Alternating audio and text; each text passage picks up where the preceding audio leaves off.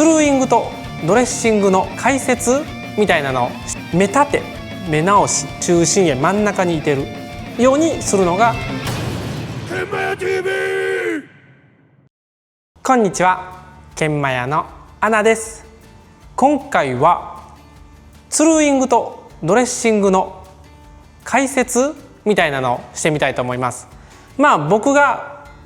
解説するので不足の部分とかちょっとニュアンスが違うよっていうのがあると思うんですけども、もしそういうのがあればコメント欄でフォローしていただけるとありがたいです。はい、ということで前回の平面検索版の CBN の砥石をツルーイングするときにコメントをいただいたのが、ツルーイングとドレッシングの解説もした方がいいんじゃないっていうコメントをいただいて、僕は研磨屋 TV をもう6年やらせていただいてるんですけども、初めは基本とかをお話ししてて、見てる人はもう分かってるのかなとか思いながら、もう最近は動画とかパンパンで上げたりしてるんで、でも考えたら初めて見られる方もいらっしゃるということで、ちょっと今回はツルーイングとドレッシングの話をしてみたいと思います。僕もそのコメントをいただいた時にツルーイングとドレッシング感覚でなんとなく分かってるけど、そういやちゃんと調べたりとか読んだことないなと思って、僕もちょっといろいろ調べたりとか本読んで、ちょっとここの汚い字ですけどもまとめてみました。これちょっと僕がまとめて、そのまとめたやつに沿ってお話ししてみたいと思います。よろしくお願いします。ということで、ちょっと今からこれを読ませていただきながら解説してみたいと思います。まずツルーイングとドレッシングの違いなんですけども、ドレッシングですね。ドレッシングっていうのは目立て目直しっていうやつで、一般砥石でいうと研磨して削っていったりすると、だんだん目詰まりを起こして切れにくくなったりとかして、目詰まりの音ですね、ゴロゴロゴロゴロってなったりとかするので、それをまた切れ味を良くするために単石のダイヤモンドとか人造ダイヤモンドですねなどを使ってザーッと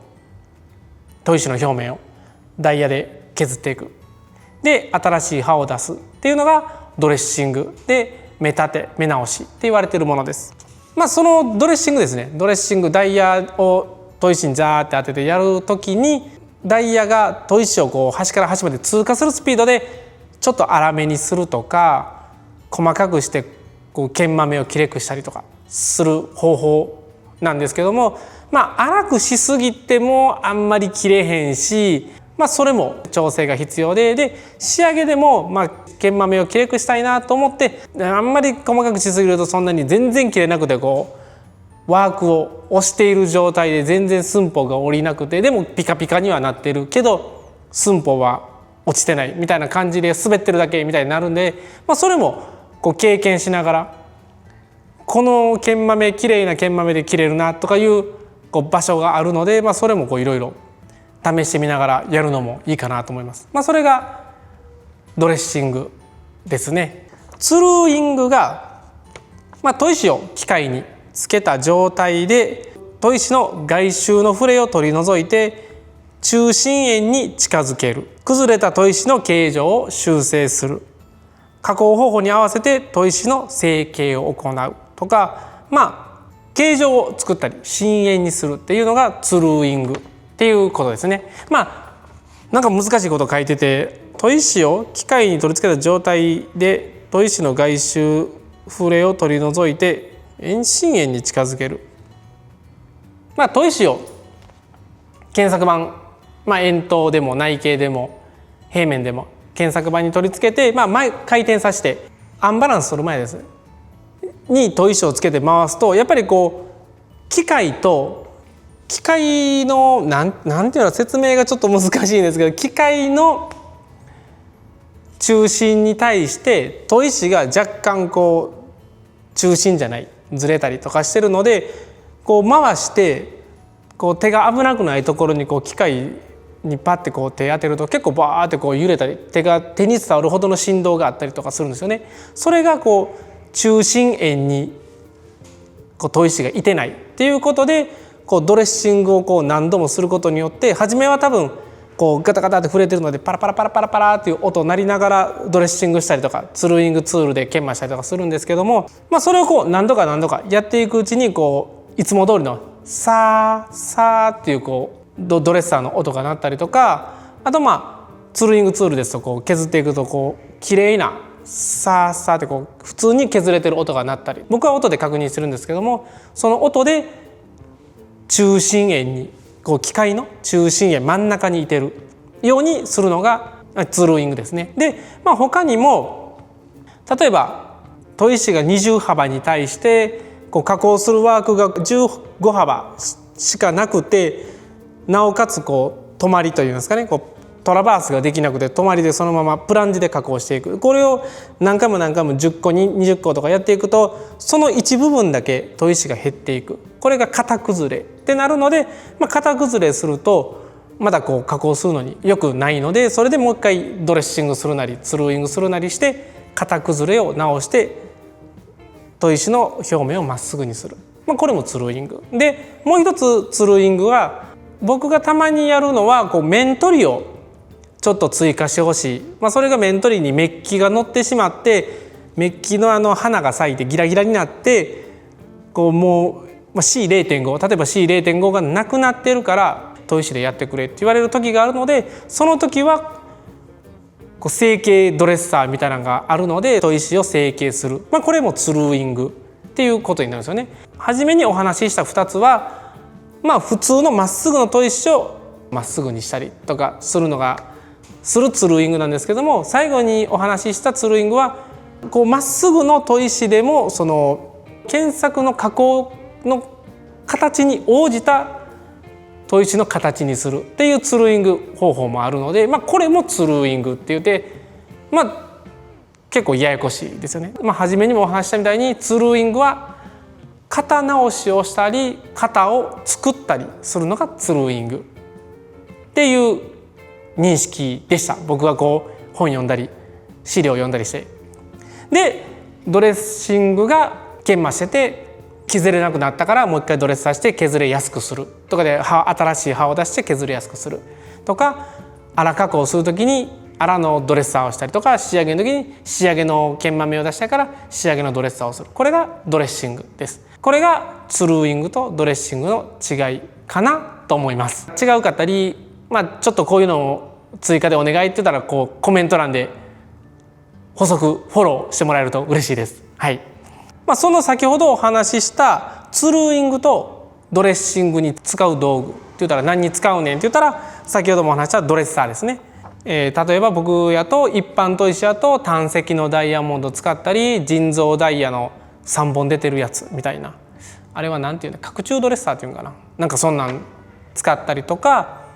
あと、CBN とかダイヤモンドホイールの超ト流って言われてるホイールは前回見ていただいた平面検索板とこうテーブルに置くツルーイングツール、ツルーイングツールって言ってるんですけど結局ドレッサーもできるので、ツルーイングとドレッサーができるツルーイングツールで、円筒やと前回見ていただいたこう両センターでついてくるくるくるくるって回して研磨する感じの、その一般砥石で使える有効なドレッシングのツールとして先ほどお話しした単石のダイヤモンドとか多石のダイヤモンド、多石のダイヤモンドってもうちょっとだいぶ使い古してるんで分かりにくいですけども、これが多分多石のダイヤモンドっていうやつで、こう先端っていうかここにいっぱいダイヤモンドがこうありとあらゆるところに埋め込まれてるっていうやつですね。これが多石のダイヤモンドって言われてるやつです。であとは拡張ドレッサーですね。先ほどお話しした今ちょっと機械についてるんですけども、こう1本出てたりとか2本3本出てたりとかする人造ダイヤで作られた拡張ドレッサーっていうやつと、あと僕は使ったことないんですけどもロータリードレッサーとかブロックドレッサーとかいうやつがクラッシュロールとか、この3つは僕はもう調べて写真だけ見ただけなんで、写真はちょっと本とかなんであんま載せれないんですけども、もしよかったら調べてみてくださいとかを調べて出てきたんですけども、これはちょっと使ったこともないし見たこともないです。はい、っていうのが一般砥石で有効なドレッサーですね。はい、で次に超塗粒 CBN とかダイヤモンドホイールに有効なツルーイングドレッシングの方法っていうやつが、金属検索ですね。前回も多分お話ししたことがあるかどうかわからないんですけども、JTEC とグラインディングツールさんの CBN ホイールは、この金属検索で SAS の304を使って検索していく、ツルーイングとドレッシングが一緒にできるってやつですね。であと一般砥石の検索、これもなんか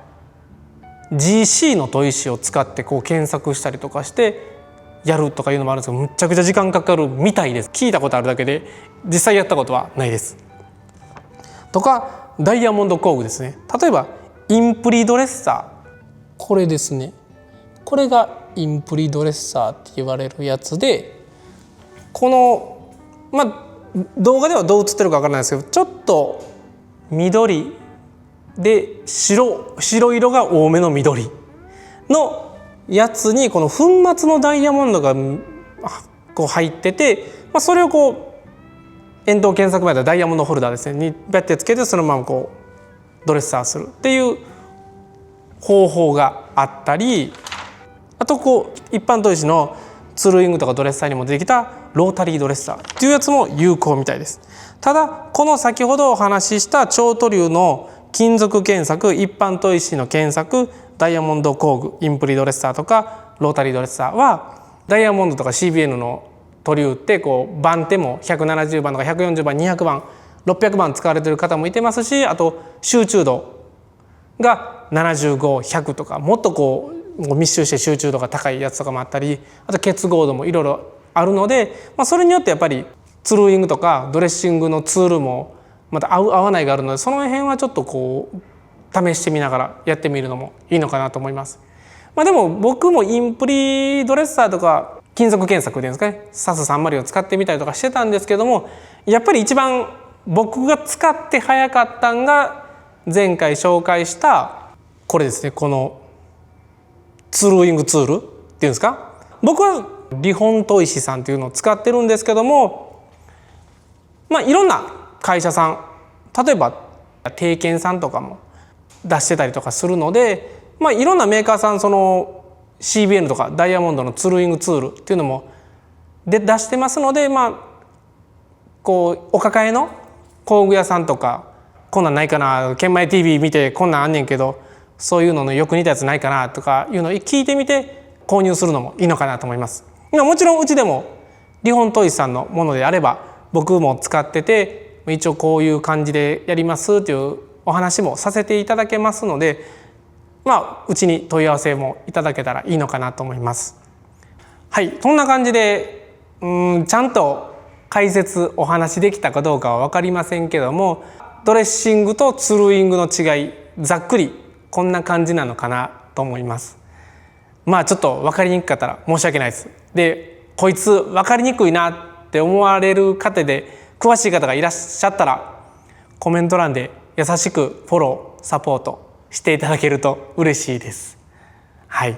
皆さんはどんなツルーイングツールとかドレッシングツール、ダイヤモンド使っていますか？よかったら初心者の方が参考になるようなものがあればコメント欄、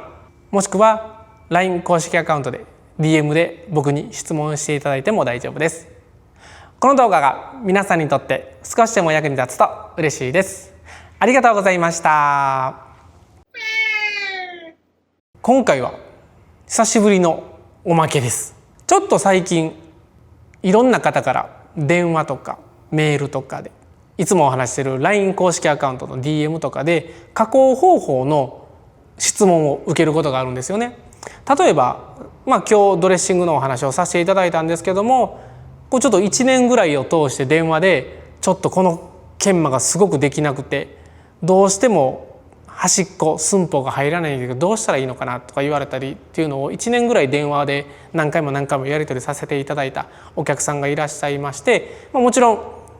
うちの取引先さんではなく、普通に研磨屋 TV を見て電話いただいた方なんですけども、それでうちの砥石を提案させていただいたり、うちの検索液提案させていただいたりで、加工条件をちょっとこういうふうに改善したらどうですかっていうお話をさせていただいて、めちゃくちゃ切れるようになったっていう嬉しい電話を最後にいただいて、結構もう僕のあれが役に立って嬉しいなと思ったので、もちろん勝手に電話していいのかなとか思われる方もいらっしゃいますし、やっぱり本当に困ったら電話とかメールいただいたりするんですけども、ちょっと些細なことをこんなん聞いてもええんかなとか、やっぱ悩んでいらっしゃる方ももしかしたらいらっしゃると思います。で、だいぶ前にお話ししたと思うんですけども、 LINE のオープンチャットっていうやつに研磨屋 TV の研磨検索の会みたいな感じで皆さんで質問を言い合える場を作ってて、一応作ってるんですけども、質問がなくあんまり動いてないんですけども、そこでオープンに